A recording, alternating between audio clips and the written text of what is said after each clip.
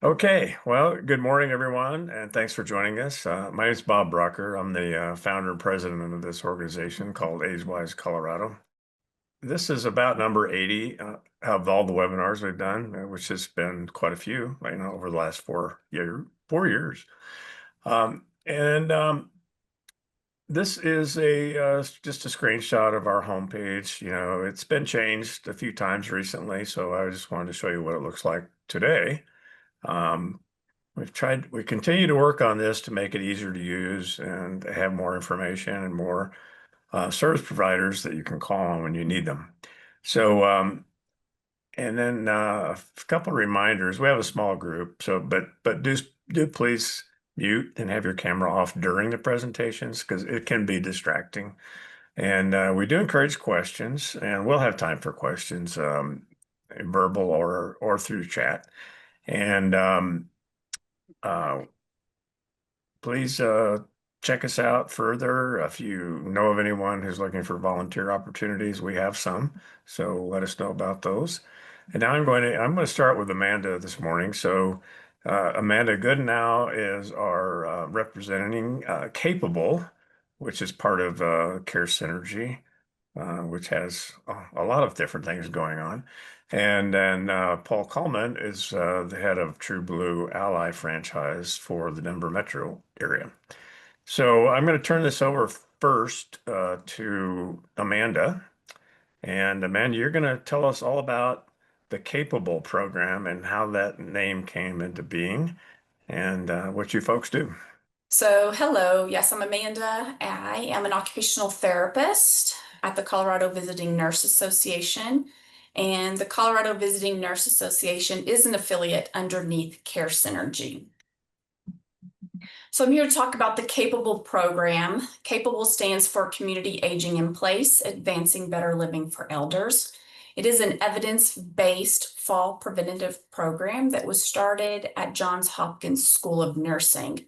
So back in 2009, they started doing research with this particular intervention that I'm going to talk to you about to see how it impacts our aging population, how it improves overall health, along with decreasing healthcare cost. It came about because these are some of the key issues we see with our aging population. There's gradual health decline. Sometimes it's not so gradual, which then leads to people having difficulties with ADLs. ADL stands for activities of daily living. These are things like dressing, bathing, toileting, grooming, self-feeding. These things become harder and more difficult over time because of health issues. We're also seeing and have problems with home maintenance and repairs. So as people get older, maintaining the home and keeping it up to date, making sure that those things that break get fixed becomes harder. Both physically and financially, they become difficult. We're also seeing limited caregivers or no caregivers at all to help support people to live at home and to maintain some of these home needs, along with helping them with those activities that are becoming difficult.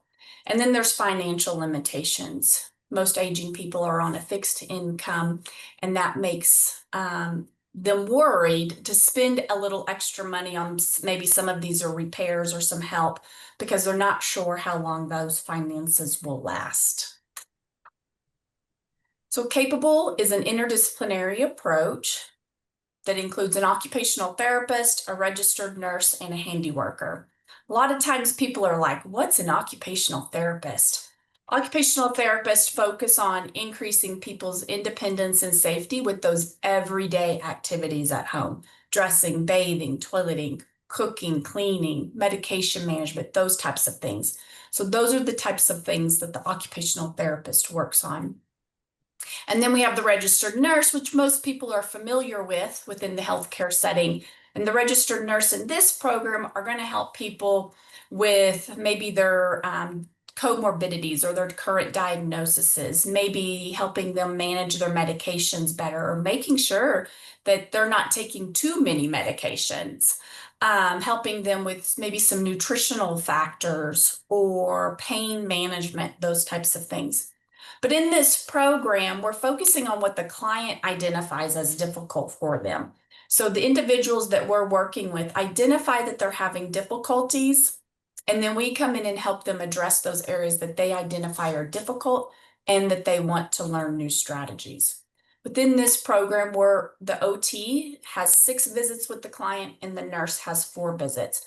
And then we've partnered with a construction specialist or a handy person to help provide home modifications or some simple repairs that will help the client reach those goals that they set with the occupational therapist. We do not provide remodels. It's simple modifications like grab bars or additional railings for stairs, those types of things. This program is very client directed. I mean, the client lets us know what they want to work on and address. As a nurse, as an OT, we're not going to come in and tell you what you need to work on. We're going to find out from you what's meaningful for you, and that's what we work on together. So this is what the program looks like. It is a 4-month-long program. The occupational therapist goes out and completes their capable assessment, asking questions related to mobility, task, those activities of daily living like dressing and bathing, and the cooking, cleaning, and laundry tasks. They're asking how difficult is this for the person, but then how important is it to learn new strategies.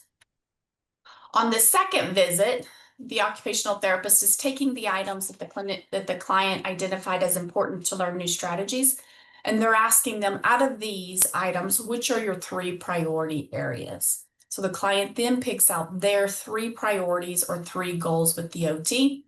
And then the OT and the client do a home assessment to determine what things do we need to purchase or what things do we need to implement, like modifications or repairs, to help the client reach those goals. So the goals go on what we call a work order. Once we've addressed the goals, then we look at the whole house to determine, are there any things that within the home that we could potentially do with our minimal budget to help support the client, to keep them safe, prevent falls, and increase their independence and safety. Those items go on the work order next.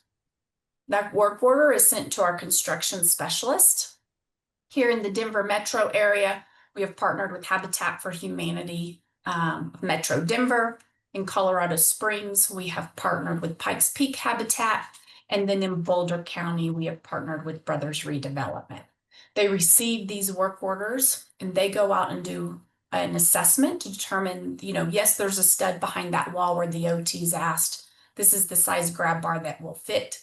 And they do an assessment. They then put together the budget. We approve it, make sure it hasn't gone over, and then they do an install. Again, these modifications are simple, low-cost modifications, so it's typically 1 day's worth of work or less. After the OT second visit, then the nurse goes out and completes a capable assessment. They're asking questions related to comorbidities, pain, medication, nutrition, sexual health, mood, falls, exercise. And at the end of each subject, they're asking, is there something you want to learn more about, dive deeper into, improve in? And from there, the client sets 3 goals with the nurse. After that, we are addressing 1 goal at a time. So we don't bombard people with trying to go over all the goals at once and figure them all out at once, because that gets overwhelming. So the OT on the 3rd, 4th, and 5th visit will address 1 goal at a time. Same thing with the nurse. On their 2nd, 3rd, and 4th visit, they will address their goals. We're asking the client, why is the problem occurring? We don't just go in and tell them what to do. We're trying to get the client to identify why the problem's occurring with our guidance and our help. Then, once we identify why the problem's occurring, we're then talking about what are some potential solutions. Some of those solutions are pretty obvious, and some of them, it takes some good collaboration between the clinician and the client. But we come up with a variety of ways that we can improve that task for the client. And then between visits, the client is tasked to practicing these strategies. So they're asked, between now and the next time I come out in 3 weeks, I want you to practice these 2 strategies that we identified in the program or today for you to see if they work. When the clinician comes out for the next visit, they ask them, how did that go? How's that goal working for you? Did those solutions or strategies work? and we move on from there. At some point during this intervention, home modifications are completed, and it is then the OT's responsibility to make sure that the client is safe and independent using them. Just because we install a grab bar or we provide someone with a piece of equipment doesn't mean that that client knows how to fully use that item to their full advantage and to full safety measures. So it's really important that the OT provides that education and to make sure the client is safe using it. Here's the research behind it. There's a lot of information on this page, but the gist is people who participate in this program have shown to decrease hospitalization and ER visits over a 2-year period, saving Medicare over $20,000. Those who had Medicaid saved also an additional $10,000. So there's lower hospitalization rates and lower emergency room visits post being part of Capable. The clients also felt like they had more independence with those everyday activities of dressing and bathing by 75%. The clients also had more independence with cooking and cleaning, some of those higher level tasks that require a little bit more energy by 65%. Mood also improved. So 53% of the clients had a better mood after the program was over. And the overall home hazards decreased. So almost 78% of the clients had less home hazards that could potentially lead to a fall or a hospitalization. This is considered a fall preventative program by the National Council on Aging. So who qualifies here in the Colorado area? According to our current funding, because this is a grant-funded program, often the grants determine the eligibility criteria. And currently, the client must be 60 or older. And these are the counties that we're able to serve right now. The client also has to identify that they're having some difficulties. Because it's client-directed, we can't work with individuals that feel like they're doing great for their age and they're not having any problems. We really need to work with individuals that identify they're having difficulties in at least one area, so we have goals to work on and problem solve with them. They also need to be cognitively intact, meaning they have the ability to problem solve and brainstorm with us. Sometimes people are like, well, just because I'm having difficulty getting my socks on doesn't mean I'm a fall risk. Well, sometimes that does mean you're a fall risk, or it puts you at a risk of falling because you could potentially slide off of the edge of the bed or lose your balance. Pain interferes with a lot of activities. So we're really focused on finding individuals that pain's interfering with things, maybe shortness of breath is making things easier. Learning how to use that oxygen tubing because that interferes with things if someone's on oxygen and it's new to them. Even vision issues, as people's vision becomes worse, it leads to medication errors, cooking problems, managing the checkbook. Sometimes, vision interferes with that. So there's multiple reasons why things become harder. And it's not that people can't do those things, they're just noticing some changes and it's making it more difficult. These are a few quotes from people who have participated in the program. We hear so often that first quote, I just feel so much more confident. I don't have as much fear of falling. And I can't believe all the little things you provided have supported me as much as they have. So this is really nice information to end on about the program because people do feel more independent. They feel safer after participating in our program.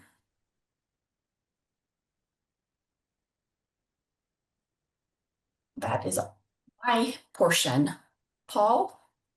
Well, no, Thank you very much. hang on one second before Paul starts, if you would. I had a quick question for you, Amanda. So if anybody who's on this call today or who sees the recording later wants to get into the program, that they just contact you through that email address you had on the screen? Correct. Yes. And But is there also a phone number? There is, and I can put that in the chat for people. Yeah, please do that. And You spoke a little bit about funding. How many people can you actually help at any one time given funding restrictions? Mhm. Right now, we can see anywhere from 50 to 70 clients at a time or in a year's period. In a year? Okay. Yeah. And so like our funding for Denver is separate from our funding from Colorado Springs and Boulder County. So each area has its own source of funding currently. Yeah. And that funding is coming primarily through Medicare and Medicaid. Is that what I'm hearing? No, so Medicare and Medicaid do not fund capable currently. It's all through grants and foundations that are providing. We also receive funding from the local area agency on aging. In the Denver area, it's Dr. Cog, Denver Regional Council of Governments. And then in Boulder County, the Boulder County AAA provides us funding using their evidence-based funds. Okay.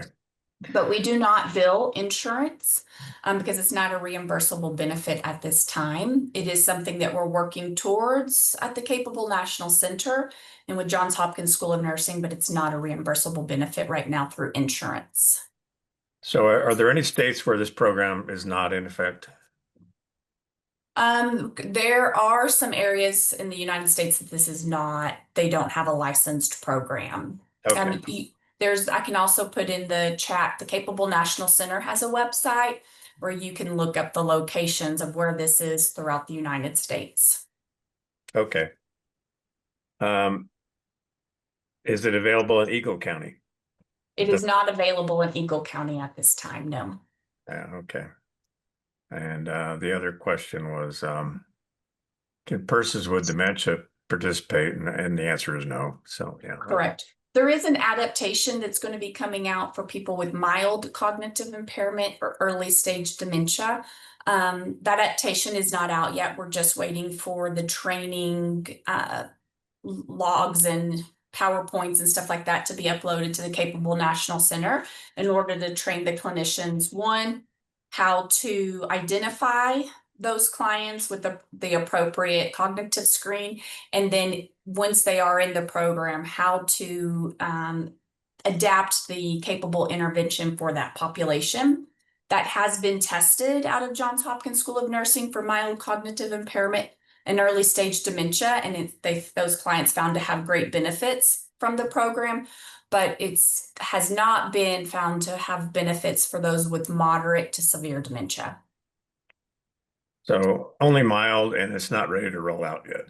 It's not quite there yet. It should be by the end of the year, but again, our local site here at CVNA, their clinicians will get trained on it, and then we'll be able to enroll those clients. Okay, got it.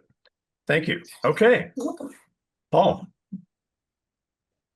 Well, Bob, thank you very much for hosting this event. And Amanda, thank you for that very useful presentation. I enjoyed that myself. Amanda talked about the need for a therapist, a nurse, as well as a handy person. And I'm going to talk about the last one, about handy persons. And today I'm going to talk about fall prevention awareness, understanding the importance of fall prevention, identifying risk factors for falls, strategies and interventions to prevent the falls, the most important part, as well as community engagement and promoting a culture of safety and ongoing awareness. So here, this is me and my wife. We started this True Blue franchise because of our own experience with our parents and grandparents. So this is not just a job for us, this is actually a mission, and we are dedicated to helping seniors age in place. So a little bit of statistics here. There are millions of seniors who fall each year. A lot of people don't realize that. There are 3 million falls that call for some emergency visit, and then there's about 1 million falls that call for hospitalization. 1 in 4 adults 65 and older fall each year. And once you fall, it doubles the chances of falling again. Of course, there are health consequences of bone fractures, especially hip fractures, brain injuries, hospitalization, and long-term health complications. There's also a financial toll. And then there's the need to understand these statistics so that we can then take it seriously and move on from there. So there are high-risk groups, especially older adults and people with mobility and vision impairments. There are medical conditions that one should take into account that can increase the fall risk and affects their balance, their strength, their cognitive function. And then a lot of the common causes for falls is muscle weakness, medication side effects, and unsafe environments that lead to falls. I'll be talking about these unsafe environments. What we're trying to do here with this Fall Prevention Month is raise awareness about the issue, educate different kinds of communities that can help with this, encourage collaboration, as we can see from this webinar, and then promote preventive measures. And that would include modifying homes, doing exercise, taking medications on schedule, and visiting the doctor on a regular basis. There's behavioral and lifestyle risk factors. Just taking something as simple as improper footwear risks. If you're not doing some physical activity or stretching to keep your body in shape, of course, alcohol can affect people. If you're not monitoring your health, like avoiding your regular doctor visits or not taking your medication on schedule, this can have an impact too. If you neglect using assistive devices such as canes and walkers, that can lead to instability and falls. And finally, delaying any kind of home modifications and maybe using a home maintenance program can lead to an increased risk of falls. Some of the simple things, not only in the home, but in public places, is that there's poor lighting, or there could be slippery floors, or there's clutter or uneven surfaces. We know that here in Colorado with the bentonite, all sorts of concrete driveways are uneven. And then there's a lack of safety equipment. And you would want to have some grab bars or handrails to help you get up and down and not fall over. This is an important list here of some of the things that we can do to help modify your home. So first of all, we do give a free home safety assessment. We'll come out, we'll look through the house with you and point out areas where you may want to considering investing a little bit of money to help from falling, be it in the steps or better lighting. And you have to put this in perspective. If you go to a nursing home, you're talking about $10,000 a month. So if you can stay in your home, be comfortable there, be independent there, you are saving a lot of money. We install grab bars and railings. We will eliminate tripping hazards, for example, moving loose rugs or putting down safer laminate so it's not bumpy. We can put in non-slip mats, especially in the bathroom. We will improve lighting, for example, putting light switches at the top and the bottom of the steps so you don't have to go in the dark, or next to your bed so when you get up you can turn on the lights. We put in easier switches and faucets, like larger switches or faucets that have handles so you can turn them more easily. We put entrances into showers and tubs, so we cut that open so you don't have to lift your leg and feet to get in. You just walk on in. We do the same thing for thresholds. We can raise your toilet so it's easier to sit down and get up. We install stair lifts so that you can navigate between floors in your home. And we adjust kitchen counters and cabinets. We can either lower them or we can adjust the height. We also can do that with closets where you have your clothing rods. We can put those in that are adjustable. So here are some of the things that you should take into consideration. It's a three-step process. So we talked about the home safety assessment. As I said, that's free of charge. Then we would make modifications in your home, and then you can sign up for an ongoing maintenance service. And this is really helpful because a lot of the caregivers also want to be safe in the home. And so they want to make sure that the modifications are done so that when they help the senior, they're not at risk either. So here's the first step, home safety assessment. We'll look at your walkways, take a look at your garage, your porch and deck. We'll look at your doors, looking for any tripping and slipping hazards, bathroom sinks and faucet accessibility, Make sure the temperature is safe when you're using the water, and make sure you have adequate stairs and railings. This is a little form that we use here when we are filling it out to do the assessment.